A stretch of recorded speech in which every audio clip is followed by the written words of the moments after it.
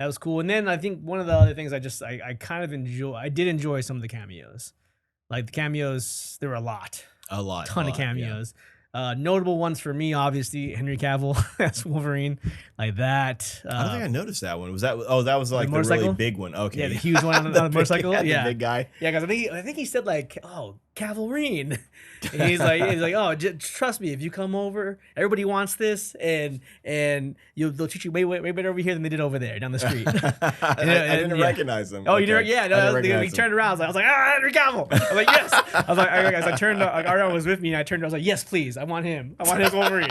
And then in the theater, like that was good. That cracked me up. I love the Cavill's just down to do things like that too. Yeah, because he's a fan. He's a big fan. Yeah, so you want to do a cameo Wolverine, and he shows up. Right. I love that. And then like even like I do. Oh, I have to print a retraction here, a vocal retraction. This is big for me. For the longest time, so when back in like I think it was 10 years ago, give or take, when they were gonna put Channing Tatum in as Gambit. Gambit. It was gonna be a Gambit film. He was already cast as the main character before they even had the script done. Yeah, and it was all set. It was greenlit. He was gonna be the guy, and I was so against it because I've always not been a fan of Channing Tatum. Okay, I've never thought he was a good actor. I thought he was just kind of like flavor of the week. Right. Like hot buff. Everyone wants him in a movie. Like Yeah. he was in a string of movies that did he's really been well. in a bunch of movies. Yeah, Like Coach Carter, and then he did like the 21 Jump Street, and then like the Magic Mike, like all these movies that came out sequentially. Some dancing movie too, right? A Step Up, I think it was called. There you go. So all these movies he did, he was like hot shit, man. Everyone loved him, and they were gonna put him in everything. And then when they said he was gonna be in Gambit, the Gambit's one of my favorite X-Men, one of my favorite characters, and he was gonna play Gambit. And like the first thing he said was like, "I'm excited to play Gambit, but I can't do a Cajun accent." I was like, "Why the fuck are you playing him then, man?" Oh wow. Like get somebody who can play the character. And so I was so vocally against it, like vehemently against him playing Gambit. And then it didn't. Then they ended up getting canned. Yeah. Which they talk about in the movie, which is great. Yeah. So it ended up not getting made, and I was like celebrating. The asshole that I am, I was celebrating that his movie got canceled. Now seeing him in this one playing the character, I was kind of like, that's not bad. Yeah, no, I was like, that's not bad. That Gambit was fantastic. I loved it. I loved it. When I first saw him come out, I mean, he's clearly a little too big. A little bulky. Yeah, I mean, he's older now too. Right, so, you know, maybe if they'd done it. In that mask, I think. Exactly. I'm like, man, give him some space. That feels claustrophobic. Because he was in the full OG Gambit outfit. Yeah. Which is cool to see. Yeah, to the T. Which, you know, maybe 10 years ago, he would have been a lot leaner. Probably fit in that a little bit. It would have felt more comfortable. It would have felt more natural because there's like, why are you wearing that? I can tell you're uncomfortable. Take that off. But yeah, hearing him do Gambit. Yeah. It was fun. It was great. Right? Yeah. Okay. Great. It wasn't just me, right? Like, I was like, I was like, this is good. Yeah. I was like, this is good. Yeah. And maybe he wouldn't have been that good 10 years ago. Then, yeah. Maybe. All I know is he was great in that. And I didn't know he was going to be Gambit until I went to see the movie with CJ. Yeah. CJ, what's up? CJ. And CJ told me like, yeah, he was supposed to play Gambit like back in the day. Yeah. I didn't know that. And so I kind of get that where you're coming from. Back 10 years ago, that's what he was. I would have liked to have seen a Gambit movie, a better Gambit than we got in Wolverine Origins. Oh yeah. You know, not that the actor was bad, but that whole movie was a mess. Oh yeah. But I think he was fantastic. The way he was doing the accent and everything else. The way he was playing it, the dialogue, and the action sequences, man. Yeah, it was great. That might be one of the favorite moments in that movie. There are a lot of good ones. You know, And again, I don't know if this is a good or a bad because in different times we would have said this would have been a bad thing, the whole member berries and playing off the nostalgia kind of thing. And they do that quite a bit in this movie. Quite a bit. Like other movies have done in the past. And it's like, or even like, let's say The Flash, for example. There were a lot of like nostalgia member berries thrown in there.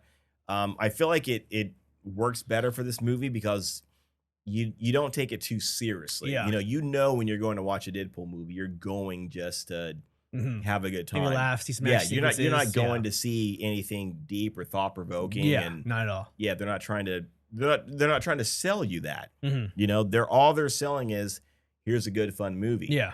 And there is that moment where they bring in the like again the nostalgia, the member berries, and it was like I didn't see it coming in all fairness, and I was like, wow, there's Electra. Yeah. Wow, there's Blade. He's looking a little old now. He's definitely looking old. He's definitely he's kind of got. He's like that. He's like that. Like at the age where he can't keep muscle on anymore. Yeah. He has gotten old now. He's definitely gotten older. That's certainly the case. Yeah.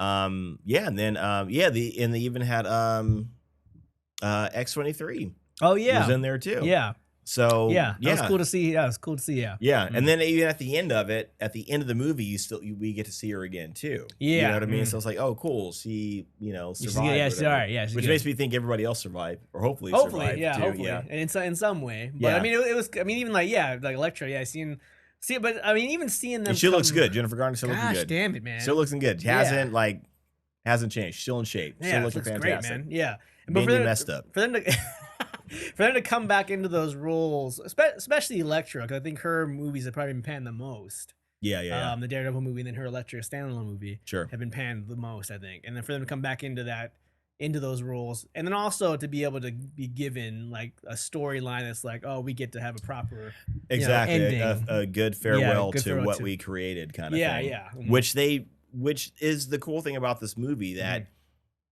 it seems like it's almost a joke the way they're doing it, talking about 20th Century Fox and what they did and all this kind of stuff. And, even like Wolverine with Deadpool telling Blade, like, you never liked me. It was like I see what you're doing. It's funny. It's great. But to give everybody like that whole, universe of comic book heroes that were made. Sort of got forgotten now. Very much forgotten. Just to kind of give them a salute. Yeah. And to kind of say they're gone, but they're not really gone. Yeah. In a sense, especially the way things wrapped up. Yeah. It was cool to see.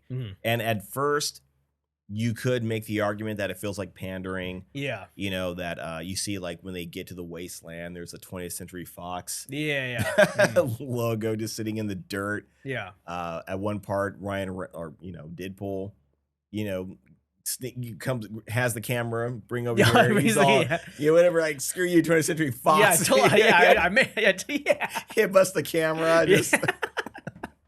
It's a hot mess. Yeah, but then when he turns back, there's nothing over there. Yeah, exactly. That's like really in your own imagination, because he's crazy. Because Deadpool is crazy. That's one thing I wish they would have done too. Like when they had this, it's I don't know how well it played off. Let me ask you. Towards the beginning, early mid-ish beginning of the movie, still first act, where they show the TVA coming for him and they're playing the Backstreet Boys, NSYNC. Maybe NSYNC. Yeah, sorry. Ariane was very clear about which one that was. Yes, sorry everybody. It was funny. It was good. Yeah, and they show him dancing and all that kind of stuff. Yeah, which great dancing. I know it's not Ryan Reynolds. Respect. Yeah, I wish they would have shown him dancing. Or what do you think of that? What do you think of that bit? I mean, he's like using Wolverine's or Logan's remains as weapons. I mean, it was Deadpool. Like, it felt Deadpool-y to me. It didn't make me laugh like the rest of the theater. It didn't make me laugh. I mean, it was.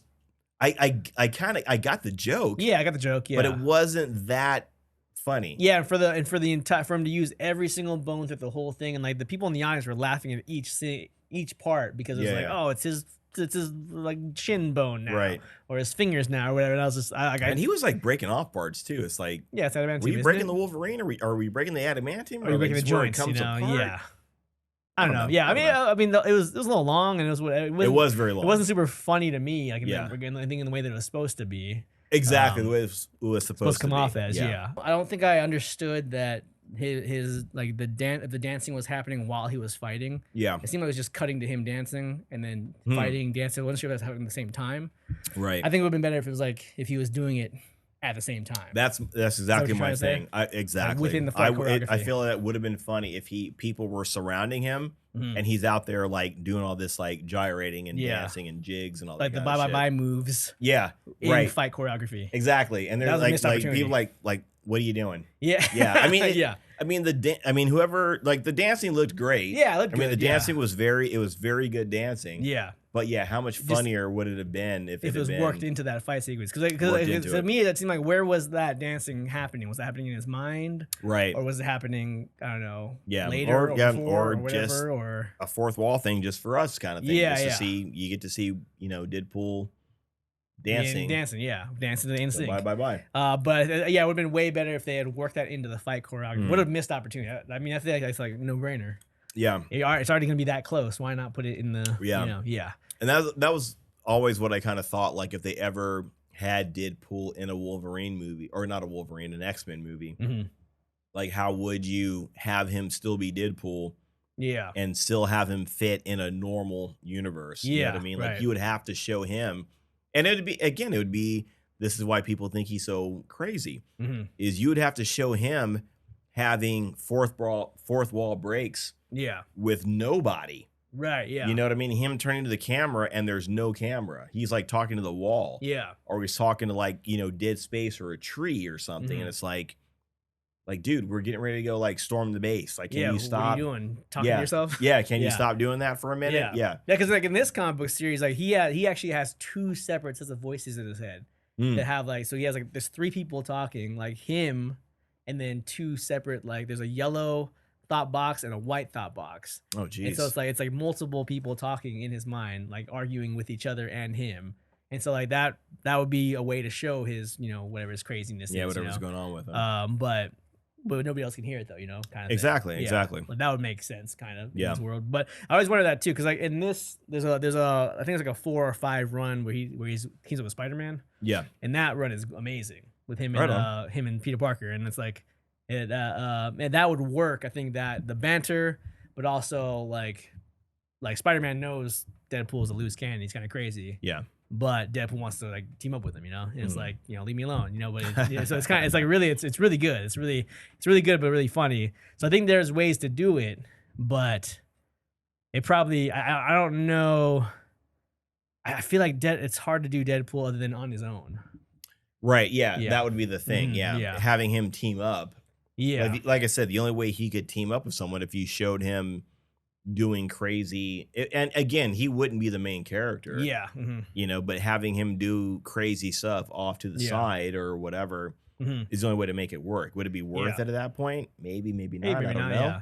I mean, because there was even like a more modern X-Force run where it's like where X-Force was like the assassin like team of the X-Men. Oh wow. And it was like Wolverine was one of the ones in charge. Warpath was on there. Domino, I think. And then they had Deadpool there for a little while. He was like in the gray black suit. Okay. And he was jokey, but he was still an assassin in this group, So that was pretty cool. Yeah. Seeing him a little more subdued, but dude, because he can fight, Clearly, he can fight, yeah, right? So, obviously. Yeah. So yeah, that was that was a good point though.